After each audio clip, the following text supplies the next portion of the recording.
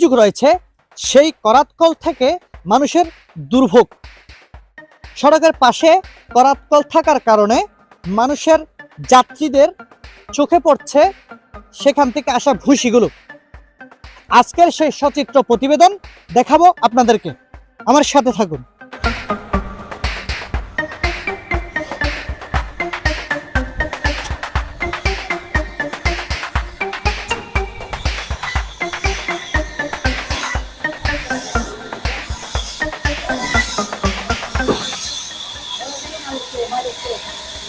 মালিক কে আপনি? মালিক এখানে নাই? কোথায় মালিক? কোথায়? মালিক বাড়িতে। আচ্ছা, এখানে একটা কথা বলি, অভিযোগ আছে যে গাছ কাটতেছেন, এই ভুসিগুলা উড়ে উড়ে সাধারণ মানুষের কাছে যাচ্ছে, চোখে পড়তেছে, ঠিক আছে? এই জন্য একটা সুরক্ষার কোনো ব্যবস্থা নাই আপনাদের? মালিকের সাথে কথা বলুন করবো আমাদের। হ্যাঁ, মালিকের সাথে কথা বলতে হবে আমাদের। এখানে এটার কোনো ডকুমেন্ট আছে? এটা কি বৈধ নাকি অবৈধ, কোনটা জানেন কিছু? এটা আমি জানি না। জানেন না? এখানে মালিক কে ভাই? এখানে মালিক কে? এটার মালিক হচ্ছে আপনার বাসা চৌধুরীর ছেলে। বাসা চৌধুরীর ছেলে? আচ্ছা, উনি আসেন না এখানে? না, উনি তো মারা গেছে।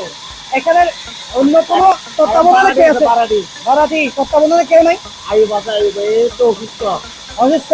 আচ্ছা, অভিযোগ আছে যে এই যে পাশে আপনাদের পাশে একটা সড়ক, এখান থেকে ভুসি উড়ে গিয়ে যাত্রীদের চোখে পড়ে, ঠিক আছে? তো সেক্ষেত্রে আপনাদের সুরক্ষার কোনো ব্যবস্থা রাখেন নাই? ব্যবস্থা করা লাগবে আর কি। হ্যাঁ, করা লাগবে। করা লাগবে বলতে কখন করবেন? এটা তো আর আজকে হয় নাই ভাইয়া, এটা তো আর আজকে হয় নাই। কখন করবেন সেটা একটু বলেন, কখন করবেন? সামনে করে নেব। সামনে করে নিবেন? ওইটা কার? কোম্পানির, এক কোম্পানির। একই কোম্পানির? এখানে কেউ আছে? নাই, বন্ধ। এটা খারাপ হয়ে গেছে, এটা নষ্ট হয়ে গেছে, এটা বন্ধ। বন্ধ। আচ্ছা আচ্ছা, শুনেছেন আপনারা আসলে মানে এখানের মালিক আসলে পাওয়া যায় না? অসুস্থ মালিক, অসুস্থ। এটা কি অনুমোদন আছে? সেটা ভাই আমি বলতে পারবো না। আপনি বলতে পারবেন না? এখানে এসে যেটা জানতে পারলাম, মালিককে পাওয়া যায় নাই, কিন্তু মালিক বলছেন অসুস্থ। আপনারা দেখছেন এখনো চলতেছে, করাতকল চলতেছে, কিন্তু সাধারণ মানুষের যে দুর্ভোগ সেটা সচিত্র তুলে ধরেছি।